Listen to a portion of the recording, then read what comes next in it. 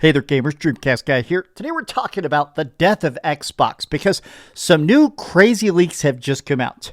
You know, on Friday, I talked about the resigning of Sarah Bond and Phil Spencer because it's obvious they got fired. But some people were a bit pissed. Some people were saying, okay, well, they claimed they're stepping down. But new leaks have just come out today that said two things at once. One, Phil Spencer did get fired. Xbox is pissed. And also, Sarah Bond also was fired, and the employees are celebrating it. Apparently, a lot of people are saying that a lot of stuff like the "this is an Xbox" ad, that was all Sarah Bond's idea. And apparently, people inside of Xbox have said that these two people, no matter how many good games they made, no matter how hard they tried, these people at the top have tanked the brand.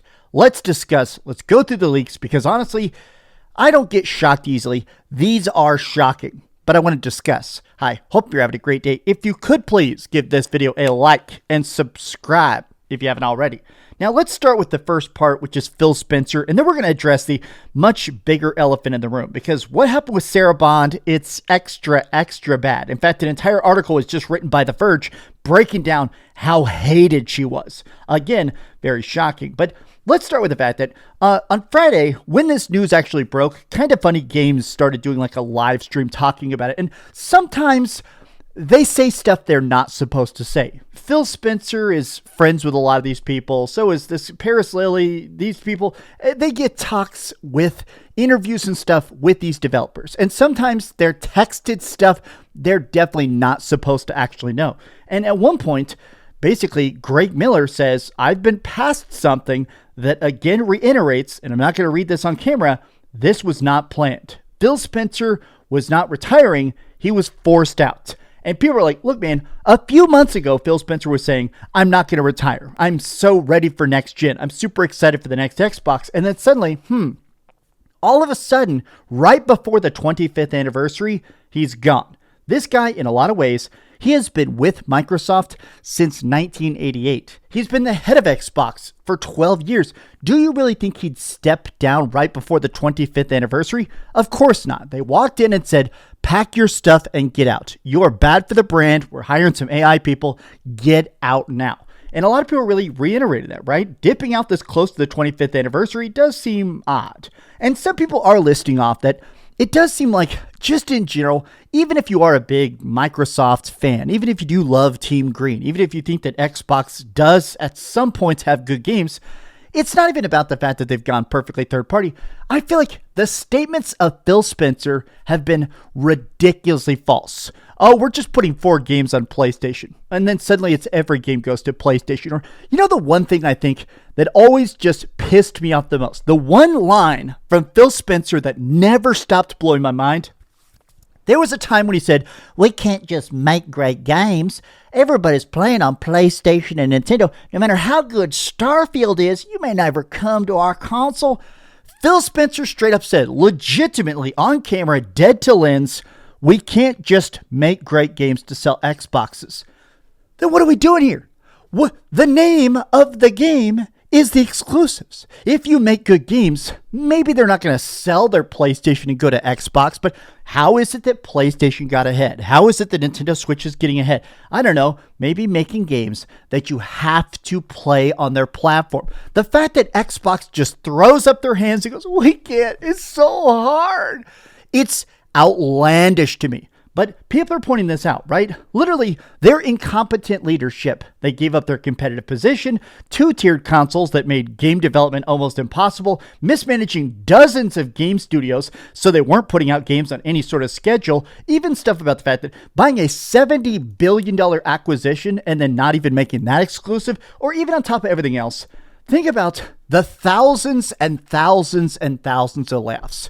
We have multiple leaks about the fact that this amount of layoffs inside of Microsoft has made the employees at every Xbox game studio less motivated to make great games. If you constantly think you're about to get laid off, why would you try? Why would you really pour your heart and soul into a project that may get canceled, that may just get cut, or may get zero marketing? Because yes, think about the amount of games that came out with literally zero marketing, because Xbox does not care. Xbox doesn't even care about their own games. But let's say Today is officially technically the first day of the new CEO. Here she is. Her name is Asha Sharma. She's an AI guru. She's definitely just trying to automate this thing so she can sell it off for parts. And people are already jokingly making these lists. Here's what I want. Exclusive games to come back. Remove games from PlayStation. Game Pass GTA 6.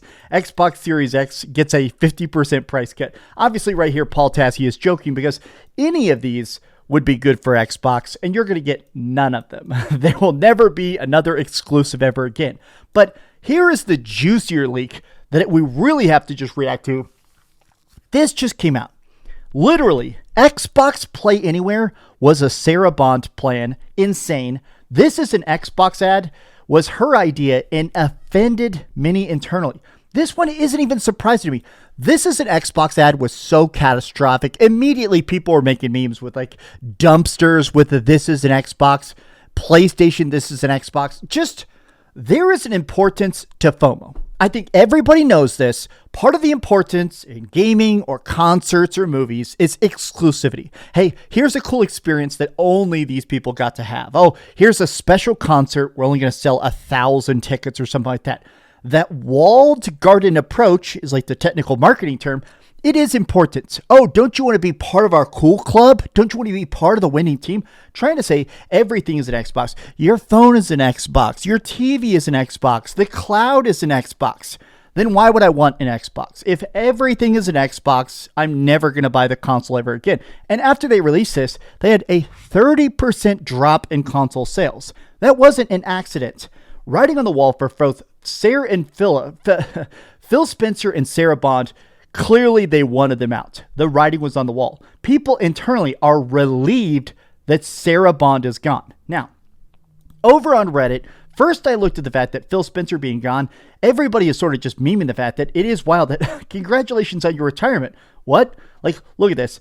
You can also probably infer that Sarah Bond left because originally Sarah Bond was very obviously set up to be the next head of Xbox, and then instead they just said, get out. Obviously, a retirement plan is meant to be months in advance. This was obviously Xbox forcing him out and saying he's retired. I have to imagine that COD underperforming played a major role in this. Phil's big $70 billion bet did not pay off, and it's becoming a bigger and bigger regret to Microsoft executives who couldn't put that much money into AI.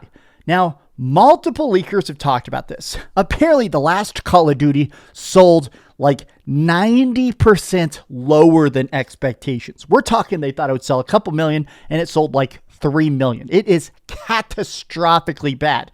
And if you're Phil Spencer, the promise has always been, oh, give me this amount of investment and I'll give you this amount of engagement. Maybe not raw profit back, but we'll have this amount of extra Microsoft engagement. And that just never materialized. And now if they're spending $70 billion, that money hole ain't filling up. It's pretty obvious that they basically said, if you can't figure this out, you got to get out. Now, let's talk about this. This is the Tom Warren article. I don't want to go through all of it because not only is it incredibly long, but this is a great article. I feel like sometimes people just copy and paste whole articles like this. You shouldn't do that.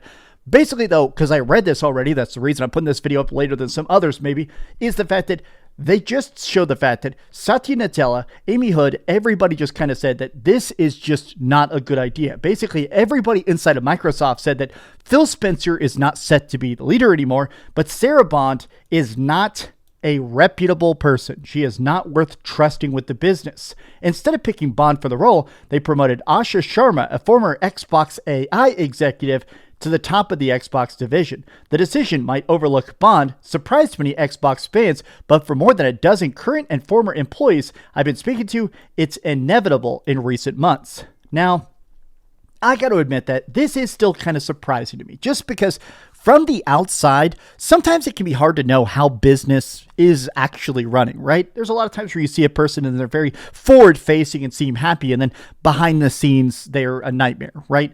Think about the legends about Ellen DeGeneres. Maybe you didn't hear about this, but in Hollywood, it was very known that Ellen DeGeneres was an absolute tyrant, even though she's like this happy talk show host. Hey, here's me. Here's my cool wife. Turns out she was a psycho and would scream at people and dump coffee on people and literally was a ballistic lunatic. which was weird because if you see her public persona, it's so nice. I think about that sometimes when you see someone like Sarah Bond, who seems so happy and jovial and excited. Konnichiwa Xbox, like that one Japanese press conference she did. And it turns out behind the scenes, she just sucked at her job. There's some useful info here, but Tom Warren's very clear bias, plus the way he scapegoats so much on Bond, makes this quite suspect. There's no way that Bond did anything here without Satya Nadella or Spencer's approval. Shocker, CEO doesn't want the company to die that we're in charge of. However, I remain a skeptic. Her background in AI is less than promising. Whole article feels like Microsoft PR to blame Sarah Bond for implementing orders from the top. Is Sharma going to take the fall when Xbox does not have the exclusives? A lot of people are basically saying this. I've seen a ton of people say this feels like a hit piece. This is a planned hit piece to make Sarah Bond the bad guy in all of this and take the fall. I'm still in the spot where if Sarah Bond really was as bad as this article says, yikes. I do think this is a multi-level problem. If you're allowing somebody this bad at their job to make this many crazy, core, crucial decisions back to back to back to back, that's a Microsoft problem. That's not just uniquely a Sarah Bond issue. Wowzers. So it's official. Phil Spencer fired. Sarah Bond is also fired. That is the end. But how do you feel about this? And how do you feel about the future of Xbox? I guess there isn't one. I'm still in the camp. There's no way there's going to be a next gen. Do you think they'll see a next gen Xbox, or is it just going to be a PC with an Xbox sticker on it? Let me know your thoughts in the comments down below. If you enjoyed this video, be sure to give it a like, subscribe if you haven't already, and please keep dreaming. All right, now it's time to play more Resident Evil Requiem. I'm not allowed to say that. Resident Evil Requiem review this week.